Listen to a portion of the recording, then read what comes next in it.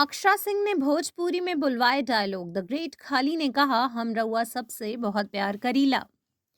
हम हम रउआ सबसे हम रोआ से बहुत प्यार करीला। बहुत बहुत आप प्यार Karila. That's so sweet of you, sir. Bhojpuri की स्टनिंग एक्ट्रेस अक्षरा सिंह आए दिन कोई ना कोई वीडियो इंस्टाग्राम पर पोस्ट करती रहती हैं।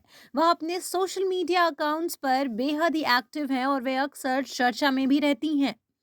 अब इंस्टाग्राम पर उन्होंने एक वीडियो शेयर किया है जिसमें डब्ल्यूडब्ल्यूई के मशहूर रेसलर और बिग बॉस के उप विजेता द ग्रेट खली को भोजपुरी सिखाती नजर आई हैं। अक्षरा इस वीडियो में एक रोमांटिक डायलॉग भोजपुरी में बुलवाती नजर आई हैं जो खूब वायरल भी हो रहा है। दरअसल अक्षरा सिंह और द ग्रेट खली धनबाद में आयोजित एक डीलर मीट में मिले थे, जहां स्टेज पर अक्षरा से खली को भोजपुरी में रोमांटिक डायलॉग बुलवाने को कहा गया।